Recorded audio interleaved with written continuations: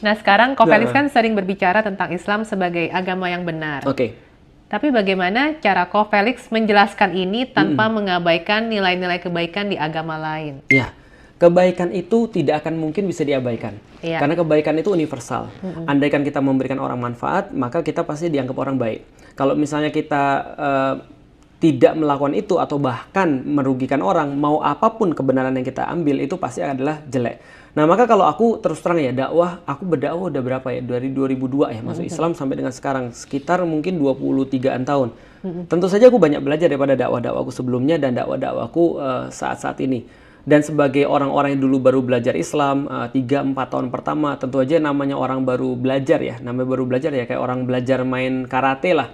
Sabuk putih semua orang ditantang kan gitu kan ya. Kalau udah sabuk hitam dia nggak mau berantem. Kenapa? Takut menang kan gitu. Nah, artinya ketika dia sudah ya mungkin lebih kepada capek lah ya, atau misalnya nggak penting lagi pengakuan dan segala macam. Nah, untuk yang akhir-akhir ini ya yang perlu kita jelasin adalah akhirnya bagaimana Islam menurut aku.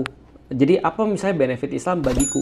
Apa kebenaran Islam bagiku? Dan aku tidak pernah menafikan kebaikan agama-agama yang lain. Bahwasanya misalnya contoh di Kristen kita mendapati ada orang-orang yang baik, menolong orang, mengurusi anak-anak yang yatim gitu kan ya. Lalu kemudian mereka ikut dalam urusan-urusan kayak orang-orang yang sakit, orang-orang pelayanan-pelayanan tertentu. Ya tentu kita nggak bisa menafikan dong. Bahkan orang-orang Buddha yang mereka sangat senang untuk ngurusin lingkungan, bahkan orang nggak beragama pun mereka juga punya kebaikan.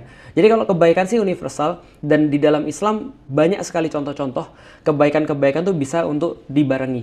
Makanya di dalam Al-Quran dikatakan ta'awanu ala birri wa taqwa. Mari tolong menolong dalam urusan kebaikan dan ketakwaan. Artinya dalam urusan kebaikan ini kita bisa bicara bahasa universal. Semua orang bisa merasakan itu. Hanya kalau kebenaran tentu saja itu adalah eksklusif bagi agama yang kita yakini. Maka kalau ada orang Kristen meyakini kebenaran dalam agama Kristen, Buddha meyakini kebenaran dalam agama Buddha, orang Muslimun harus meyakini kebenaran dalam agama Islamnya itu. Nah, tinggal mereka toleransi dalam perkara-perkara yang mereka bisa sepakati. Gitu sih. Jadi aku pikir gak ada masalah sih selama ini.